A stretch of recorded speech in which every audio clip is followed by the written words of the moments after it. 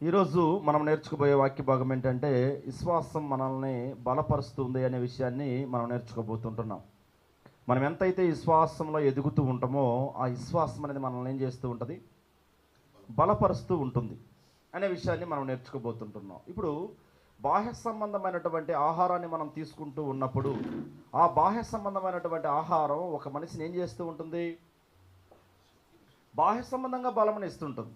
ఈ బాహ్య సంబంధమైనటువంటి బలము లేకున్నా కానీ మనిషి ఏం చేయలేడంటే తిరగలేడు, పని చేసుకోలేడు, మరి ముఖ్యంగా తన పని తను కూడా చేసుకోలేడు అనమాట.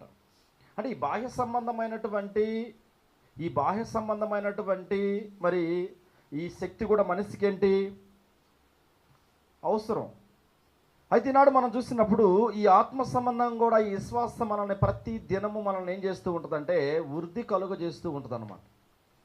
ఈనాడు భక్తుల జీవితాలలో మనం చూసినప్పుడు చాలామంది ఎక్కువైనటువంటి భక్తులు వాళ్ళు అంత బలపరచబడగలిగారు అంటే ప్రధానమైన కారణం ఏంటంటే విశ్వాసంలో ప్రతి దినము వాళ్ళు ఏం చేసేవాళ్ళు, ఎదిగేవాళ్ళు. ప్రతి దినము వాళ్ళ విశ్వాసాన్ని వాళ్ళు ఏం చేసేవాళ్ళు, పరిశీలన చేసుకునేవాళ్ళు అనమాట. ఈనాడు మనము మన విశ్వాస జీవితాన్ని మనము ఎంత పరిశీలన చేసుకోగలుగుతున్నామంటే ఈనాడు మనం చూసినప్పుడు చూడండి 4 మాసాలు గడిచిపోయాయి. ఈ మే మాసం మరలా మొదటి వారంలో దేవుడు మనల్ని ప్రవేశపెట్టాడు. ఈ ప్రవేశపెట్టినటువంటి దేవుణ్ణి కానివ్వండి, మనకున్నటువంటి విశ్వాసం కానివ్వండి ఎంత ఉంది, ఎంత మనం ముందుకు వెళ్ళగలుగుతున్నామని మనం పరిశీలన చేసుకున్నప్పుడు మన రిజల్ట్ ఏమై ఉంటుందో ఒకసారి ఆలోచించండి. చూడండి, ఒక వాక్య భాగాన్ని చూసి మనం ముందుకు వెళ్ళిపోదాం. మన విశ్వాసం మనల్ని ఏం చేస్తూ ఉంటుందంటే బలపరుస్తూ ఉంటుంది. అది ఎలా బలపరుస్తుందో ఇక్కడ మనం చూసినప్పుడు ఎఫెసీయులకు రాస్తున్నటువంటి పత్రిక అపోస్తలుడైనటువంటి పౌలు గారు ఎఫెసీయ స్థానిక సంఘానికి పత్రిక రాస్తూ 6వ అధ్యాయము 16వ వచనాన్ని మనం చూసినప్పుడు దేవుని వాక్యం ఏ రీతిగా మనకు తెలియపరుస్తూ ఉంటుంది. ఎఫెసీయులకు రాసిన పత్రిక 6వ అధ్యాయము 16వ వచనం.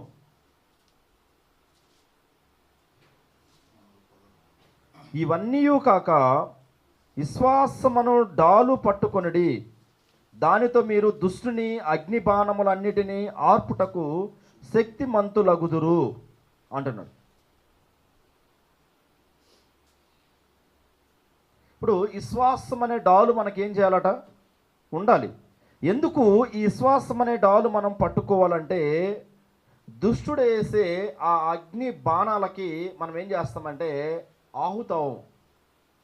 దుష్టుడు ఊరుకోడు.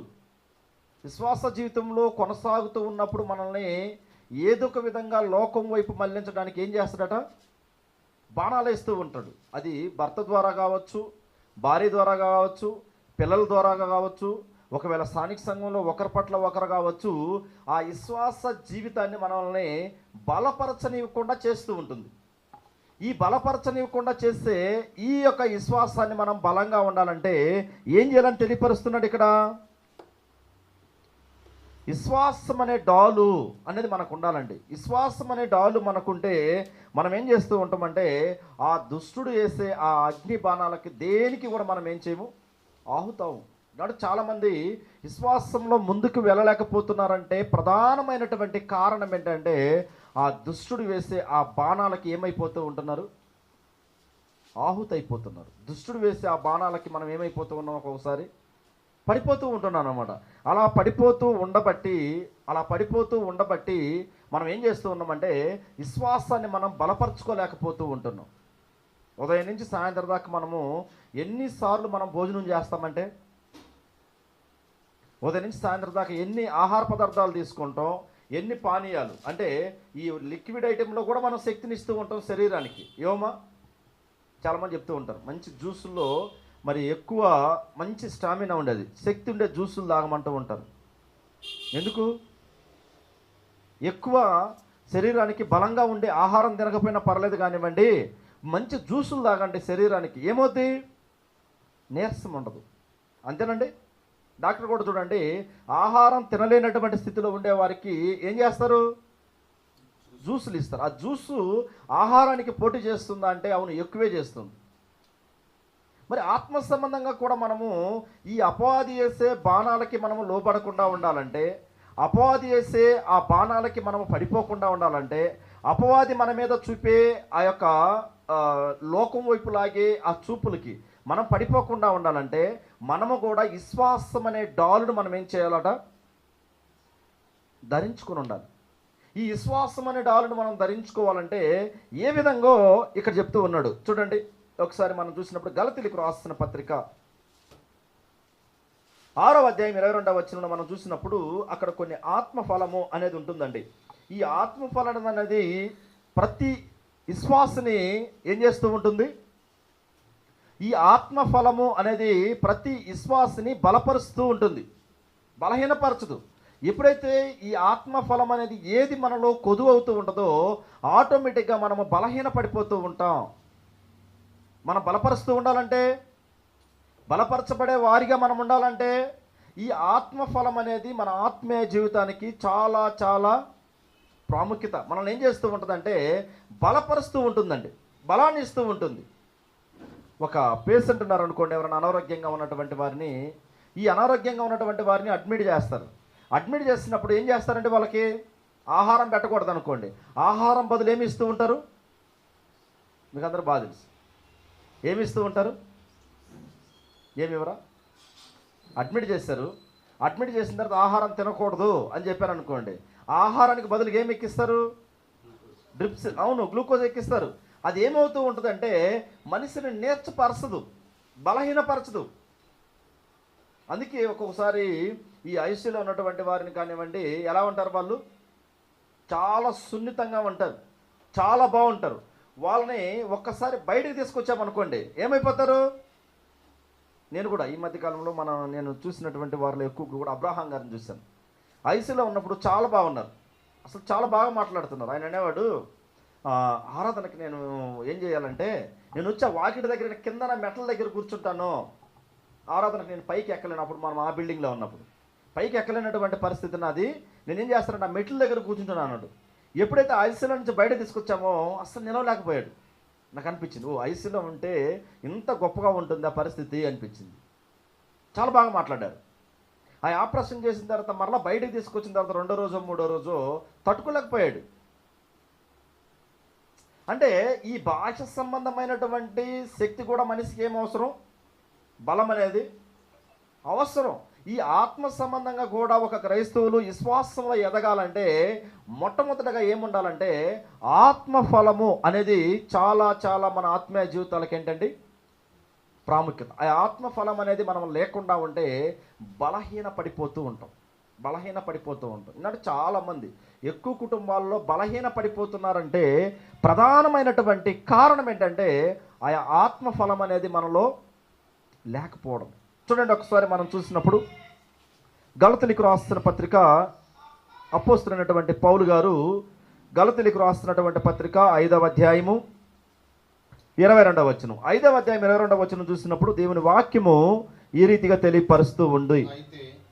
అయితే ఆత్మఫలమేమనగా ప్రేమ, సంతోషము, సమాధానము, దీర్ఘశాంతము, దయాలత్వము, మంచితనము, విశ్వాసము, సాత్వికము, ఆశా నిగ్రహము, ఇటు వాటికి విరోధమైన నియమమేమీ లేదు అంటున్నాడు.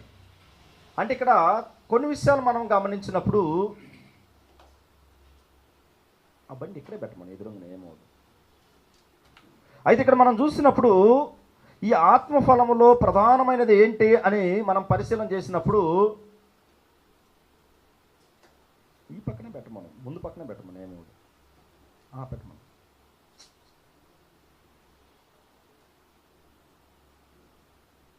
అయితే ఇక్కడ మనం చూసినప్పుడు ఈ ఆత్మఫలంలో ప్రధానమైనది ఏంటంటే ప్రేమ అనేది మనకి ప్రాముఖ్యంగా తెలియపరుస్తున్నాడు. ఏంటట? ఏమని తెలియపరుస్తున్నాడు? ప్రేమ. ఈ ప్రేమ అనేది కూడా ఈ ఆత్మఫలంలో ఒక మనిషిని ఏం చేస్తూ ఉంటుందండి? బలపరుస్తూ ఉంటుంది. నిజంగా చూడండి, ఒక్కోసారి ప్రేమ లేనటువంటి వారు వ్యర్థుడు అని మనకి కొరింథీ రాసినటువంటి పత్రికలు కూడా మనకేం చేస్తూ ఉందండి, ప్రేమ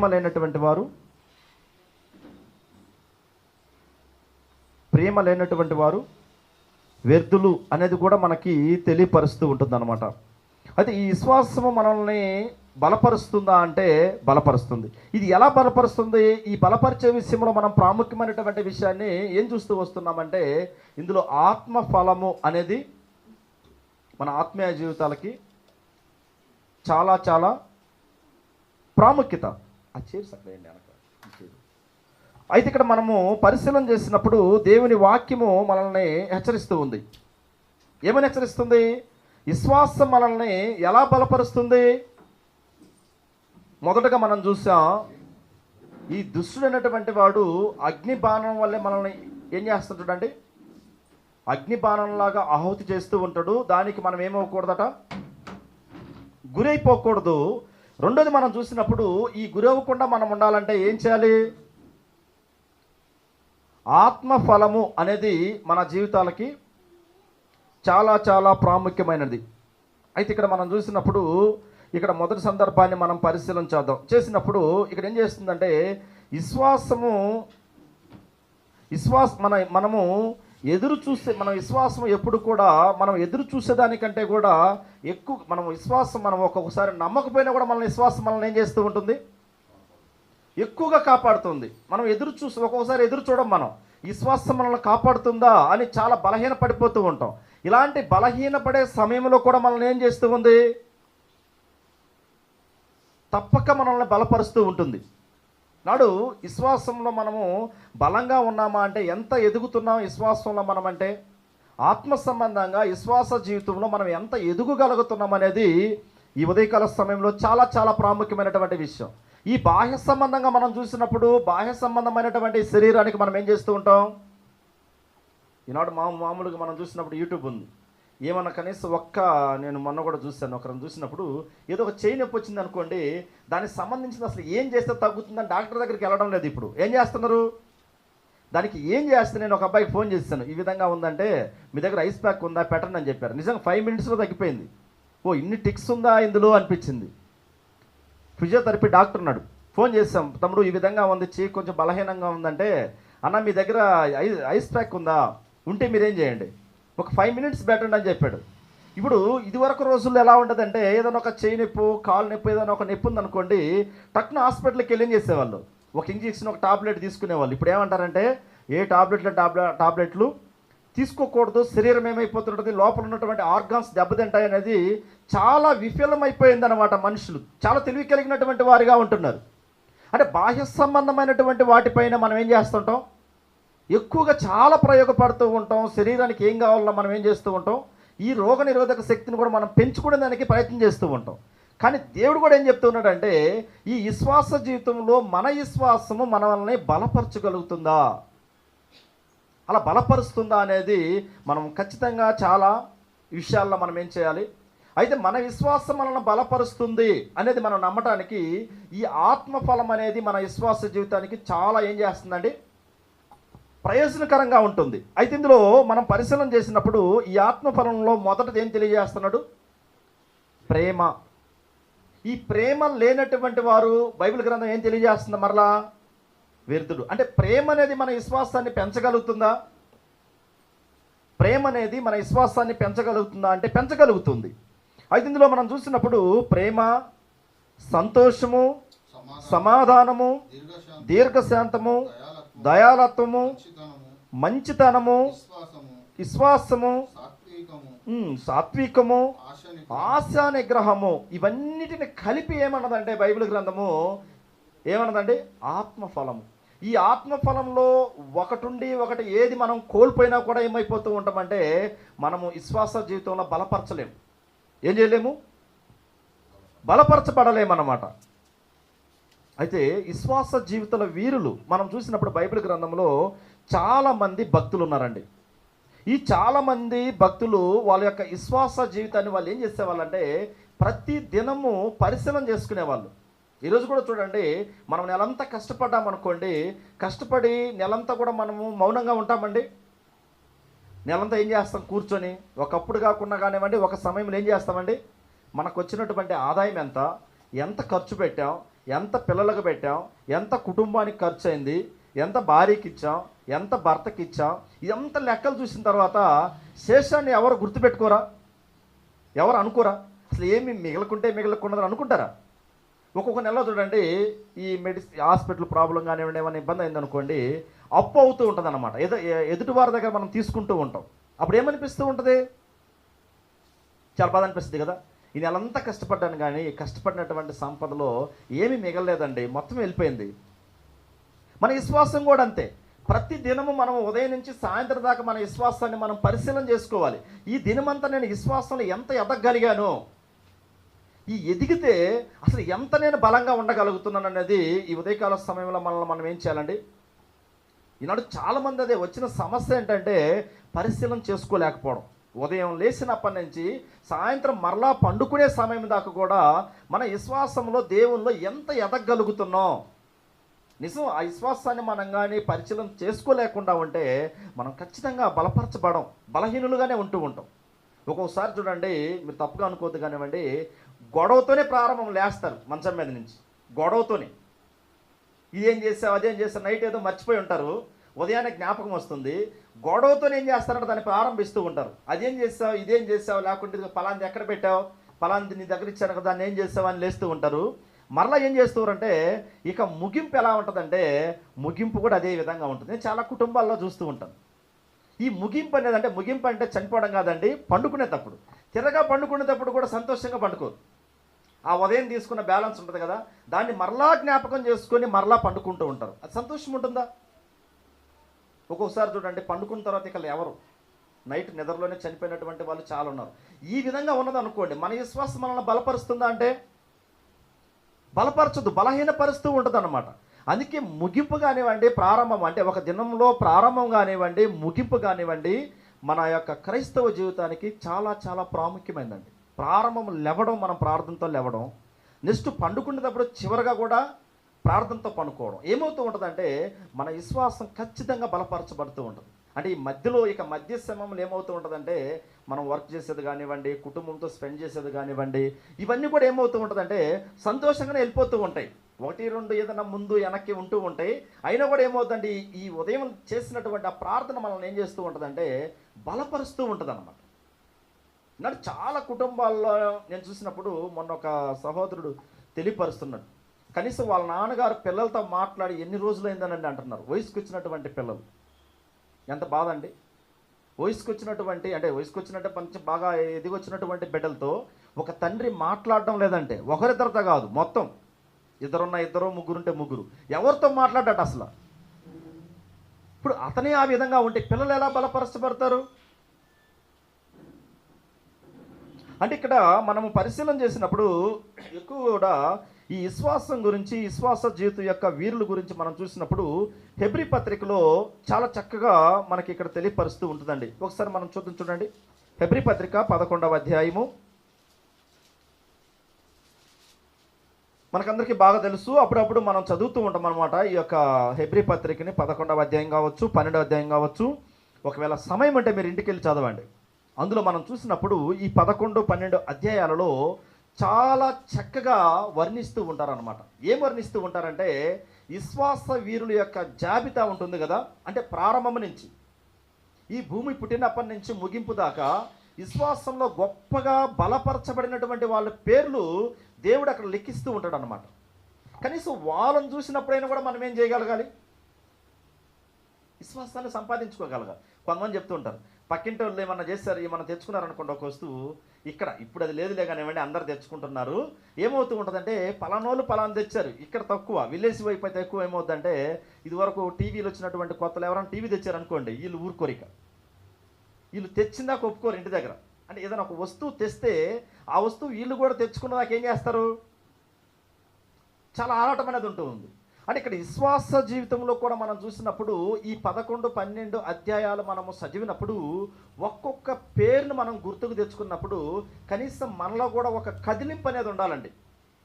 ఏముండాలి? కనీసం వాళ్ళని చూసినప్పుడు వాళ్ళ పేరు విన్నప్పుడైనా కూడా మనం కొంచెం అలా కదలగలగాలి. అలా కదిలినప్పుడు ఏమవుతుందంటే మనం కూడా ఆ విధంగా ఒకవేళ ఉండటానికి మనం ఏం చేస్తాం? ప్రయత్నం చేస్తాం. వాళ్ళేం మన మాదిరిగా ఉన్నటువంటి మనుషులనండి, మన మాదిరిగా ఒక గృహము, భార్య, భర్త, పిల్లలు, మనలాగా ఆహారము, మనలాగా పని చేసుకుంటూ మనలాగా ఉన్నటువంటి కుటుంబాలే వాళ్ళేమి సపరేట్గా ఎక్కడో ఒక దిక్క లేరు. ఏమండి, వాళ్ళు ఉదయం లేచి ఏం చేసేవాళ్ళు అంటే టిఫిన్ చేయకుండా అప్పుడు ఉన్నటువంటి పరిస్థితి ఏముందో అది చేసేవాళ్ళు. మధ్యాహ్నం ఏం తినాలో తినేయగలిగే వాళ్ళు, సాయంత్రం ఏం తినాలో తినగలిగే వాళ్ళు, మధ్యలో పనిచేసుకున్నటువంటి కుటుంబాలే వీళ్ళందరూ కూడా. ఇలాంటి వారు విశ్వాసాన్ని వాళ్ళు బలంగా ముందుకు వెళ్ళగలిగారంటే ప్రధానమైనటువంటి కారణం ఏంటంటే వాళ్ళు ఏం చేశారు, వాళ్ళు నమ్మినటువంటి ఆ విశ్వాసాన్ని గట్టిగా పట్టుకున్నారు. ఈరోజు మనం కూడా అండి విశ్వాస జీవితంలో మనము చాలా గట్టిగా ఉండాలి. ఈ విశ్వాస జీవితంలో ఎప్పుడైతే మనము అలాగా వదిలిపెడతామో చాలా బలహీనులుగా అయిపోతాం మనం. అందుకే అంటూ ఉంటాడు ఇక్కడ హెబ్రీయులకు రాసిన పత్రిక 11వ అధ్యాయము. హెబ్రీయులకు రాసినటువంటి పత్రిక 11వ అధ్యాయాన్ని మనం చూసినప్పుడు మనము మొట్టమొదటగా ఇక్కడ గమనించవలసినటువంటి విషయం ఏంటంటే మనము దేనికోసమైతే ఎదురు చూస్తున్నామో దాన్ని మనం పొందగలము అనేది చాలా కాన్ఫిడెన్స్గా మనం నమ్మాలండి. మనం దేనికోసం ఎదురు చూస్తున్నాం? పరలోకం. ఈ పరలోకం అనేది నిత్యము ఉండేది. ఈ బాహ్య సంబంధమైనటువంటి ఈ జీవితము తాత్కాలికమైనది. కొద్ది దినాల నిన్ననే ఒక ఆంధ్రప్రదేశ్లో ఒక మరణానికి వెళ్ళి చూసినప్పుడు ఒక ఆమె చనిపోతే అక్కడ వాళ్ళు చెప్తున్నారు, 4 అమ్మాయిలు ఉన్నారు, 2 అబ్బాయిలు ఉన్నారు, ఎవరి దగ్గర లేదా అని సపరేట్గా ఉంది. సపరేట్గా ఉన్నా కానివ్వండి దాదాపు 10 లక్షల రూపాయల గోల్డ్ ఆమె సంపాదించి పెట్టింది. ఎవరి కోసం? ఆమె కోసం కాదు, పిల్లల కోసం. ఆమె ఏమనుకుని ఉంటుంది, నేను ఏమైనా కానివ్వండి ఇది ఎవరికి దక్కాలి? నా పిల్లలు దక్కాలి, నా పిల్లలు రేపేమవ్వకూడదు, బాహ్య సంబంధంగా ఇబ్బందులు పడకూడదు, బలహీనులు అవ్వకూడదు అనేది ఎదురు చూస్తుంది. చనిపోయినప్పుడు వాళ్ళందరూ అక్కడికి వచ్చినటువంటి వాళ్ళందరూ అంటున్నారు, అసలు చావే లేదండి ఈమెకి, జస్ట్ హాస్పిటల్కి పోయింది, ఏదో లెన్స్లో కొంచెం ప్రాబ్లం ఉందన్నది. అలాగా వాళ్ళు ఆక్సిజన్ అవన్నీ పెడితే ఏం చేసిందట, ఆమె ఆక్సిజన్ అంతా తీసి పక్కన పెట్టేసి వాష్రూమ్ వెళ్ళింది. ఈ వాష్రూమ్ బలంగా వెళ్ళిన దానివల్ల అది హార్ట్ అటాక్ మాదిరిగా ఈ స్పాట్లో చనిపోయింది. అక్కడ ఉన్నటువంటి వాళ్ళందరూ అంటున్నారు, అసలు చావు లేదండి, చాలా చిన్న వయసు, కనీసం 60 సంవత్సరాలు 65 సంవత్సరాల లోపల ఉన్నాయి, మంచి ఆరోగ్యంగా బలంగా ఉంది, ఈ బలంగా ఉన్నట్టంటే ఆమె చనిపోయిందంటే మేము నమ్మలేకపోతున్నాం అంటున్నారు.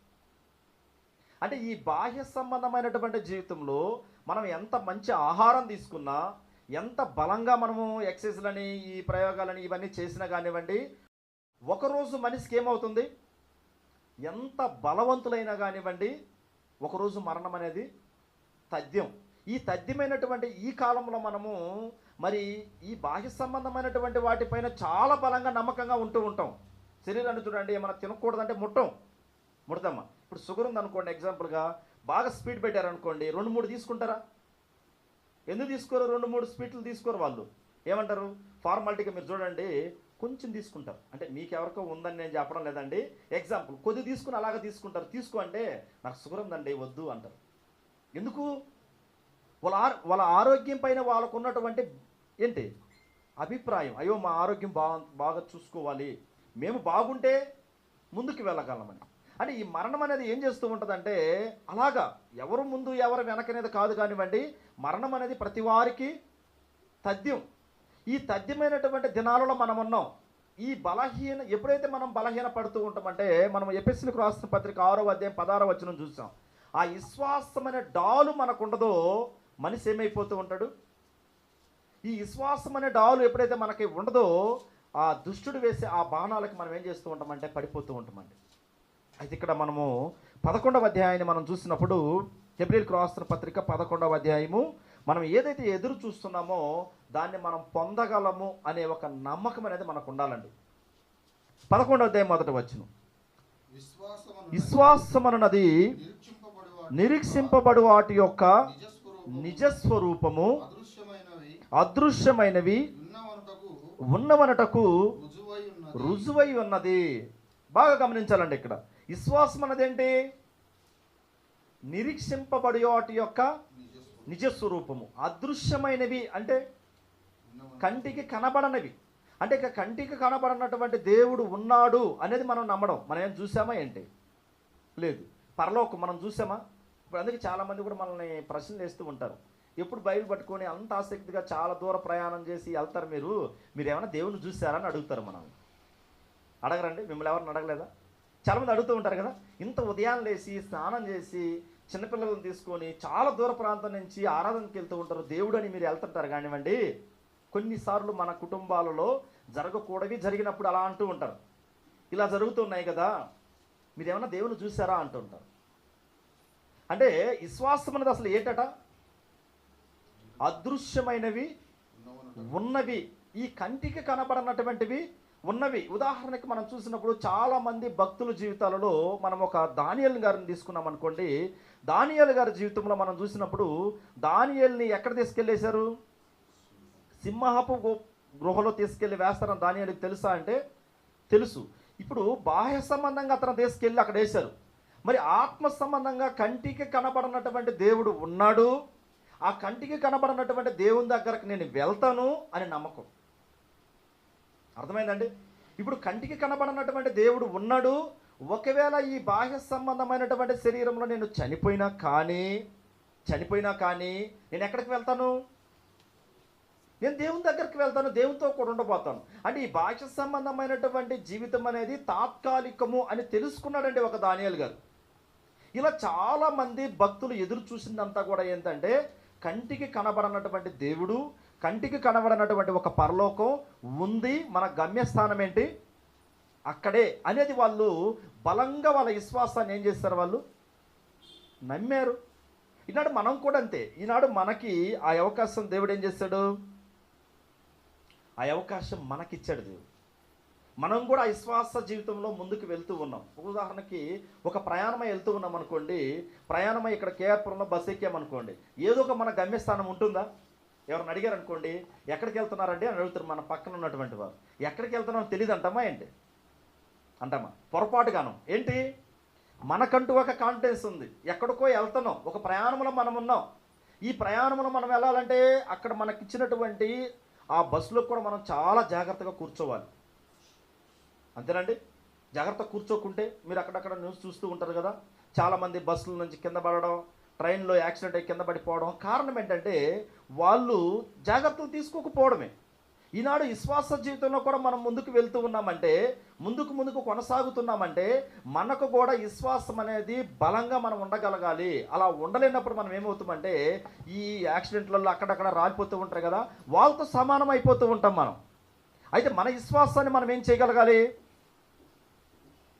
ఏం చేయగలగాలండి? చాలా జాగ్రత్తగా కాపాడుకోగలగాలి. ఎప్పుడైతే చాలా జాగ్రత్తగా మనం ఆ విశ్వాసాన్ని మనం కాపాడుకుంటామో, ఆ విశ్వాసంలో మనం ఏం చేస్తున్నాం? ఆ విశ్వాసం మనల్ని ఏం చేస్తుందండి? బలపరుస్తుంది. చూడండి, ఇంకొంచెం ముందుకెళ్ళి మనం ఆలోచించినప్పుడు యెషయా గ్రంథం, ఈ యెషయా గ్రంథం 55వ అధ్యాయాన్ని మనం చూసినప్పుడు, యెషయా గ్రంథం 55వ అధ్యాయం 8వ వచనం, యెషయా గ్రంథం 55వ అధ్యాయం 8వ వచనాన్ని మనం చూసినప్పుడు దేవుని వాక్యము ఈ రీతిగా తెలియపరుస్తుంది. యెషయా గ్రంథం 55వ అధ్యాయం 8వ వచనం, నా తలంపులు మీ తలంపులు వంటివి కావు, మీ త్రోవలు నా త్రోవల వంటివి కావు, ఇదే యెహోవా వాక్కు. అంటే మనుషుల్లో అంటే ఎక్కువ కూడా ఇంక్లూడ్ నేను కూడా కానివ్వండి, మనం ఏం చేస్తూ ఉంటామంటే ఒక్కొక్కసారి సంవత్సరానికి లెక్కలు కడుతూ ఉంటాం కదండి. కట్టుకోమా? ఇప్పుడు ఈరోజే ఆలోచించి ఈరోజే భోజనం చేసి ఈరోజే మనం ముగిస్తామా? పొరపాటు ముగించాం. ఏం చేస్తారు? మనిషిగా పుట్టినటువంటి ప్రతి వారు కూడా ఏం చేస్తారంటే కొన్ని సంవత్సరాలకి లెక్కలు కడుతూ ఉంటారు. ఇదిగో ఈ సంవత్సరం ఈ విధంగా చేయాలి, ఈ సంవత్సరం ఈ విధంగా చేయాలి, ఈ విధంగా చేయాలనేది ఏం చేస్తూ ఉంటాం? చాలా ఆలోచిస్తూ ఉంటాం కదండి. ఒక్కొక్క రోజు చూడండి, పలానా దగ్గరికి వెళ్ళాలని మనం అనుకుంటాం, అంతలోపల ఎమర్జెన్సీగా అంతకు ముందే రోజు ఏమైనా జరిగిందనుకోండి, ఆ ప్రోగ్రామ్ మనం ఏం చేస్తాం? క్యాన్సిల్ చేసేసుకుంటాం కదండి. అవుతుందా కుదరడానికి? చూడండి, అసలు నేను నిన్న వెళ్ళవలసినటువంటి అవసరమే లేదు ఊరికి, ఈరోజు వెళ్ళాల్సి ఉంది నైట్, ఈరోజు సాయంత్రం ప్రయాణమే, రేపు మీటింగ్. కానీ నిన్న శనివారం అసలు లెక్కలో లేదు. నాకు అనిపించింది, నాకు ఇదే వచ్చిన గుర్తొచ్చింది, ఓహో అందుకేనేమో మనం చాలా లెక్కలు కట్టుకుంటూ ఉంటాం. దేవునికంటూ మన పట్ల ఏముంటుంది? ఒక లెక్క ఉంటుంది. అందుకే ఇక్కడ అంటున్నాడు, నా తలంపులు మీ తలంపులు వంటివి కావు, మీ త్రోవలు నా త్రోవల వంటివి కావు, ఇదే యెహోవా వాక్కు. ఆకాశములు భూమికి పైన ఎంత ఎత్తుగా ఉన్నవో, మీ మార్గముల కంటే నా మార్గములు, మీ తలంపుల కంటే నా తలంపులు అంత ఎత్తుగా ఉన్నవి అంటున్నాడు. అంటే మనుషుని యొక్క ఆలోచనలకు దేవుని యొక్క ఆలోచనలకు ఎలా ఉన్నదంటండి? మనుషుని యొక్క ఆలోచనలకు దేవుని యొక్క ఆలోచనలకు ఆకాశానికి భూమికి ఏం చేస్తున్నాడు దేవుడు చెప్తున్నాడు. అంతేనండి. మనం ఇక్కడిక్కడే ఆలోచిస్తూ ఉంటాం, కానీ దేవుని కంటే ఏముంటుంది? ఒక ఆలోచన ఉంటుంది. మనం ఇక్కడిక్కడే మార్గాలు ఏర్పరుస్తూ ఉంటాం, దేవుని కంటూ ఒక మార్గం ఉంటుంది.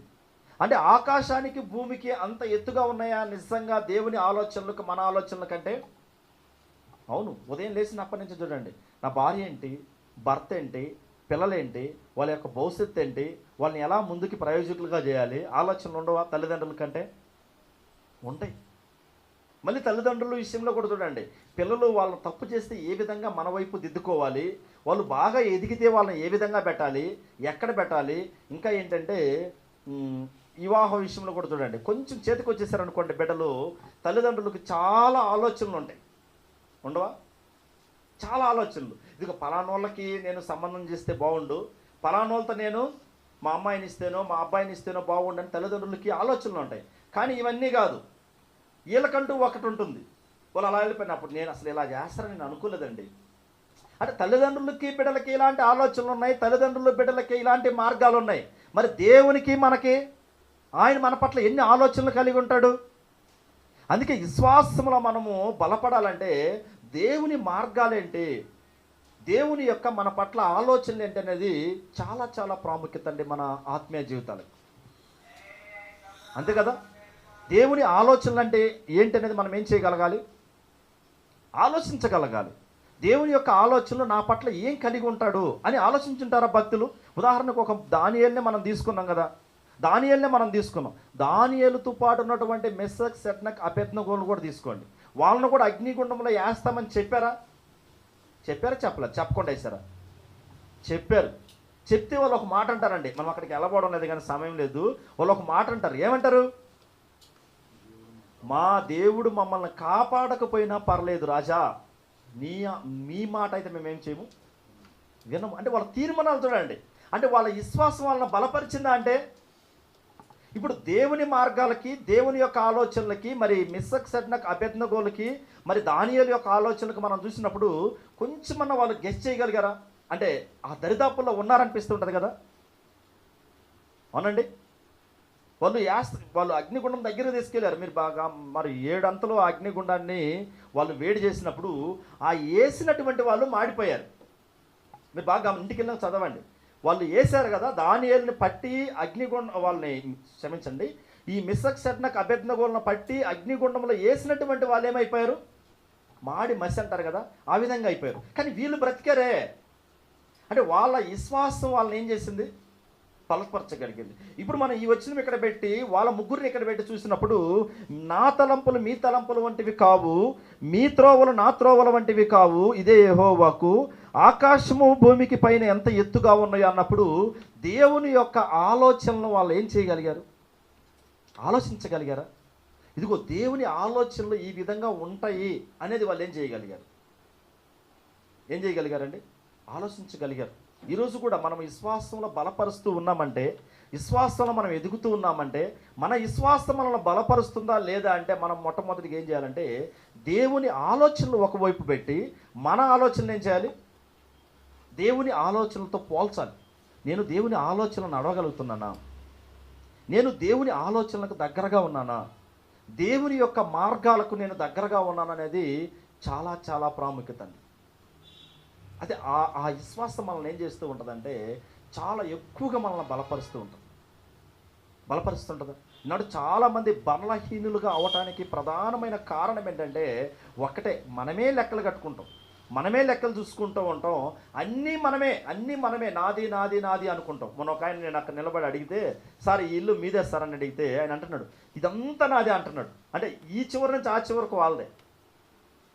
ఆయనకి ఎంత విశ్వాసం ఉంది? ఇదంతా నాది అనే కాన్ఫిడెన్స్లో ఉన్నాడు. ఈరోజు కూడా మనము అది నాది ఇది నాది అని అనుకునే కంటే మనము దేవుల్లో ఎంత విశ్వాసంగా బలపరచగలుగుతున్నామనేది చాలా చాలా ప్రాముఖ్యత అండి. అయితే భక్తుల జీవితాలలోకి వెళ్ళి మనం ఆలోచించినప్పుడు ఎంతమంది భక్తులైనా కూడా అనేవండి, ఈ బైబిల్ గ్రంథంలో ఉన్నటువంటి భక్తులు వాళ్ళందరూ కూడా అంటే వాళ్ళు చేసిన మొట్టమొదటి సందర్భం ఏంటంటే దేవుని ఆలోచనలోకి వెళ్ళగలిగారు. ఆయన తలంపులు ఏంటో తెలుసుకోగలిగారు. అసలు దేవుడు ఏ ఉద్దేశాలు మనుషుల పట్ల కలిగి ఉన్నారో తెలుసుకోగలిగారు. ఈరోజు మనము కూడా ఏం చేయగలగాలి? దేవుని ఆలోచనలు ఏంటో మొట్టమొదటిగా మనం తెలుసుకోగలగాలి. మన పట్ల ఎలాంటి తలంపులు ఆయన కలిగి ఉన్నాడో తెలుసుకోగలగాలి. మన పట్ల ఎలాంటి ప్రణాళికను ఆయన పెట్టుకుని ఉన్నాడో తెలుసుకుంటే మనం కూడా ఈజీగా మన విశ్వాసంలో మనం ఏం చేయగలం?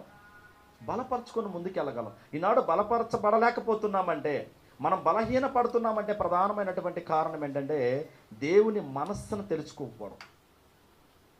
ఇప్పుడు దేవుని మనస్సును తెలుసుకున్నారు కాబట్టే ఈ మెస్సక్ శెడ్రక్ అబేద్నెగోలను అగ్నిగుండంలో వేసిన కానివ్వండి, వాళ్ళ విశ్వాసం వలన బలపరిచిందా అంటే బలపరిచిందా? మీరు బాగా గమనించండి. అక్కడ చూసినప్పుడు ముగ్గురినే వేసింది. ఎంతమంది కనపడ్డారట అక్కడ? 4. మరలా 4వ వాళ్ళు ఎవరు? దేవుడు. అంటే దేవుడు వాళ్ళకి తోడుగా ఉన్నాడు. ఈనాడు మన కుటుంబాల్లో కూడా చూడండి, ఒక్కొక్కసారి చాలా సమస్యలు, చాలా ఇబ్బందులు, నిలవలేనటువంటి స్థితిలో ఉంటాం. మనం అనుకుంటుంటాం ఒకసారి, ఇక నిలబడలేమండి, మా పరిస్థితి అయిపోయింది అనుకుంటూ ఉంటాం. అలాంటప్పుడు దేవుడు నిలబెడుతూ ఉంటాడు. చూసారా? బలహీన పడిపోతూ ఉంటాం మనం కదా, నిరసించి పడిపోతూ ఉంటాం. ఇంకేముందలే, ఒక్కొక్కరు అంటూ ఉంటారు, నాకు కుడి చేయి ఇరిగిపోయింది అనడం, లేకపోతే ఇక నిలవలేము, మేము ఇంకా రోడ్డుకు వచ్చేసినట్టే. నేను చాలామందిని వింటూ ఉంటాను అన్నమాట, ఇలాంటి ఫోన్ చేసి చెప్తూ ఉంటారు, ఇకేం లేదు బ్రదర్, మేము రోడ్డును పడిపోయాం అంటున్నారు. అంతే కదండి, మేము రోడ్డును పడిపోయాం. నిన్న కూడా అక్కడ శివాజీనగర్ దగ్గర బస్ స్టాండ్ పక్కలో ఒక గోడ పడిపోయింది. గోడ పడిపోతే అక్కడ ఒక యంగ్ మ్యాన్, అంటే దాదాపు ఒక 35 సంవత్సరాల అబ్బాయి చనిపోయాడు. చనిపోతే ఇద్దరు అమ్మాయిలు, ఒక అమ్మాయి వచ్చేసి 3 సంవత్సరాలు, ఒక అమ్మాయి వచ్చేసి 8 సంవత్సరాలు. అక్కడ ఉన్నటువంటి వాళ్ళందరూ అంటున్నారు, ఆ పిల్లలను దేవుడు దిక్కులేనటువంటి వాళ్ళనిగా చేశాడు. ఎలాంటి విశ్వాసం కలిగి ఉన్నారండి వాళ్ళు? ఎలా ఉన్నారంటే, వాళ్ళ నాన్నగారు చనిపోతే ఆ పిల్లల్ని ఏమంటున్నారు? దిక్కులేనటువంటి వారినిగా చేశాడంటే. ఎవరు చేసింది? ఎవరు? దేవుడా చేశాడు వాళ్ళని? అసలు అలా పడిపోద్ది, వర్షం వస్తుంది, అలా నిలబడకూడదని తెలుసా తెలీదా? తెలుసుకోవాలా లేదండి? సరే, ఏదో ఒక విధంగా దేవుని తెలియకుండా అదేం జరగదు, చనిపోయింది, మరణం అనేది అయింది. కానీ మనుషుల యొక్క మాటలు ఎలా ఉన్నాయి చూడండి. దేవుడు ఆ పిల్లల్ని ఏం చేశాడట? అసలు చిన్నపిల్లల విషయంలో దేవుని యొక్క ఆలోచనలు ఏంటండి? ఇలాంటి వారిదే పరలోక రాజ్యం, వీళ్ళని ఏం చేయొద్దు, ఆటంకపరచొద్దు, వీళ్ళని ఏం చేయండి, నా దగ్గరకు రానివ్వండి అని దేవుడు పిలుస్తూ ఉంటే వీళ్ళ మనుషుల యొక్క ఆలోచన. అందుకని ఆయన అంటున్నాడు, నా తలంపులు మీ తలంపులు వంటివి కాదు అనేది తెలియపరుస్తున్నాడు. అది ఇక్కడ రెండవ విషయాన్ని మనం చూసినప్పుడు, మనము ఏదైతే నమ్ముతున్నామో ఆ నమ్మిన దాన్ని కంటికి కనిపించకున్నా కూడా మనం ఏం చేయగలగాలి? నమ్మాలి. మనం కంటికి కనిపించకున్నా కూడా అయితే మనం ఏదైతే నమ్ముతున్నామో దాన్ని ఏం చేయగలగాలి? నమ్మకలగాలి అనేది మనం రెండో సందర్భాన్ని మనం పరిశీలన చేస్తూ ఉన్నామండి. చూడండి, రోమపత్రిక 1వ అధ్యాయము 20వ వచనాన్ని మనం చూసినప్పుడు,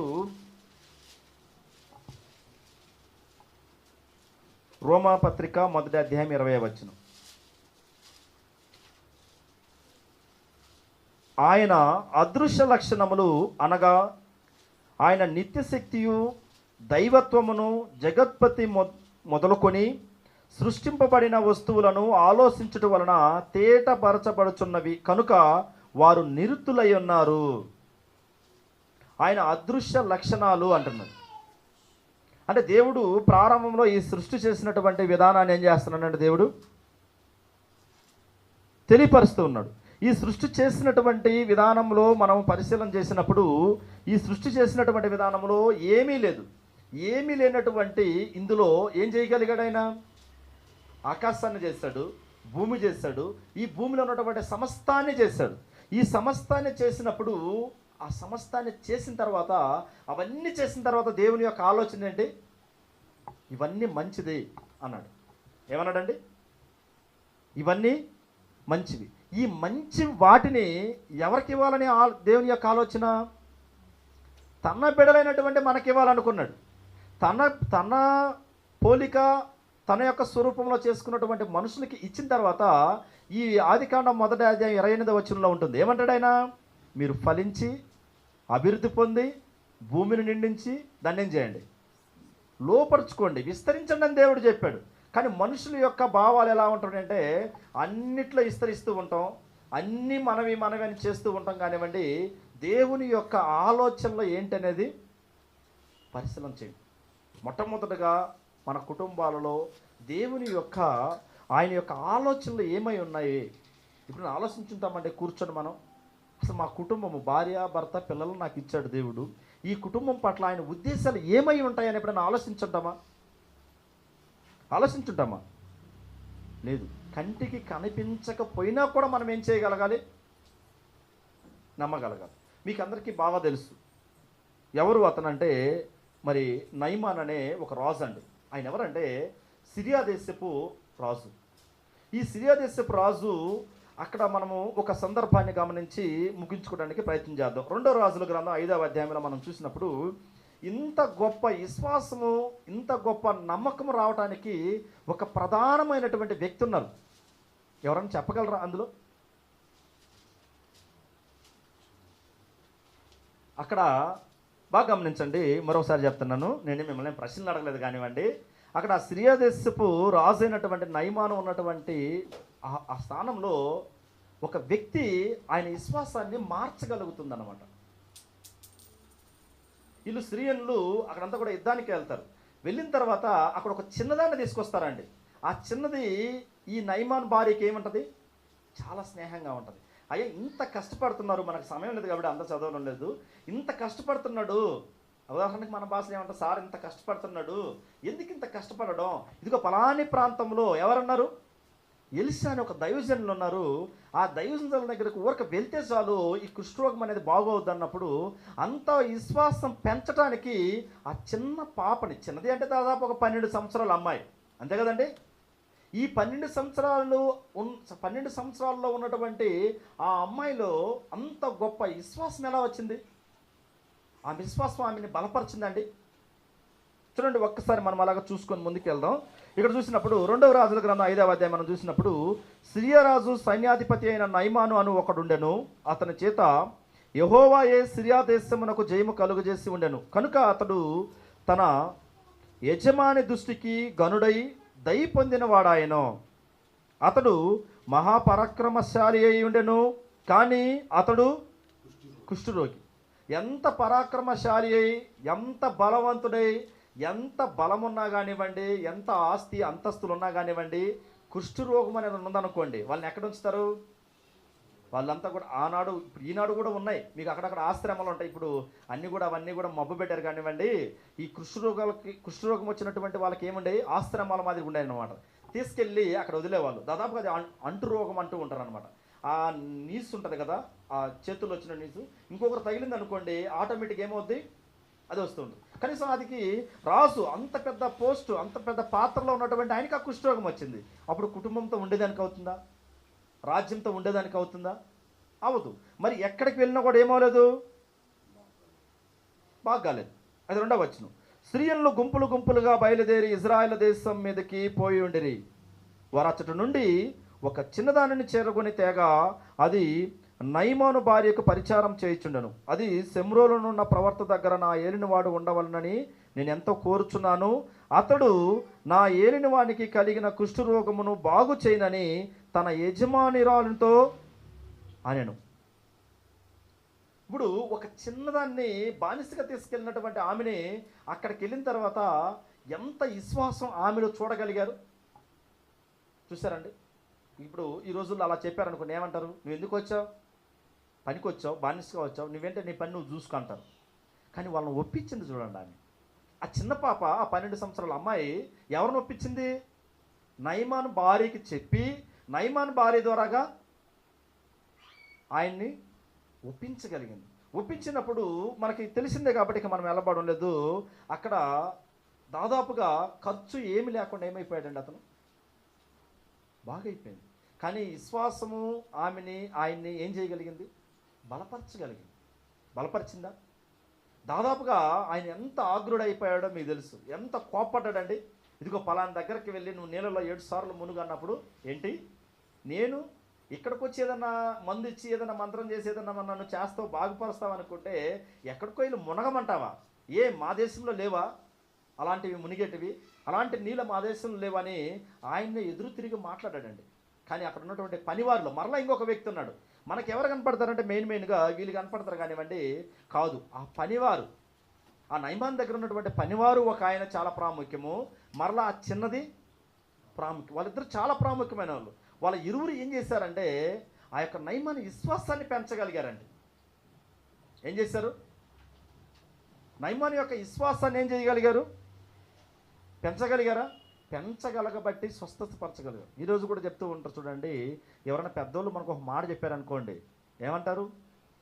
మీరేంటంటే చెప్పేది, నువ్వు ఎందుకు చెప్తావు, నీకు తెలుసా, నీకు సంపాదించింది తెలియదు, ఏం తెలియదు, అంతా అయిపోయింది, సైలెంట్గా కూర్చో అంటూ ఉంటాం. మేము ఉన్నటువంటి దినాల్లో మీకు చాలాసార్లు చెప్పాను అనుకుంటున్నాను. మేము చిన్నపిల్లలప్పుడు ఒక అంగడికి వెళ్ళేవాళ్ళం, దుకాణానికి వెళ్ళినప్పుడు అక్కడ మేము చిన్నపిల్లలప్పుడు దాదాపు 150, 120 రూపాయలు పెడితే కనీసం ఒక బ్యాగ్ నిండగా సరుకులు వచ్చాయన్నమాట. అక్కడ పెద్ద ఆయన దాదాపుగా వాళ్ళ కుమారుడు ఎంత వయసు ఉండేవాడంటే 50 సంవత్సరాలు ఉండేవాడు. అప్పుడే 45, 50 ఉండేది. వాళ్ళ నాన్న దాదాపు 70, 80 సంవత్సరాల నాన్నగారు మంచంలో ఉండేవాడండి. మేము అలాగ సరుకులు తీసుకుని ఇలాగే ఉండేది. సరుకులు తీసుకుని అలా వెళ్ళేటప్పుడు ఆయన అనేవాడు, ఆ యజమానుడు, ఒక్కసారి ఈ చీటి మా నాన్న దగ్గర తీసుకెళ్ళి చూపి అనేవాడు. ఆ ముసలాయన దగ్గర తీసుకెళ్ళి, తాత ఈ విధంగా తీసుకున్నామండి, అయిపోయిందని అంటే ఆయన ఏమనేవాడంటే మరలా మొత్తం కింద వేసి ఒక్కొక్కటి వేసేవాడు. మంచంలో ఉండి మరలా ఒక్కొక్కటి వేసి అన్నీ అయిపోయిన తర్వాత 160 వచ్చింది, 200 ఇచ్చాను, 40 రూపాయలు చిల్లర ఇచ్చావా అని అడిగేవాడు. ఇచ్చాను నాన్న అంటే పంపించాను.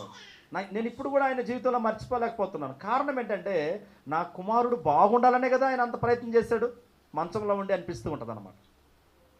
అంటే ఇక్కడ కూడా మనం పరిశీలన చేసినప్పుడు ఇక్కడ నయమాన్ అనే ఆయనకి కుష్ఠరోగం వచ్చినప్పుడు పెద్ద మంచి పరాక్రమైనటువంటి శాలి, గొప్పవాడు.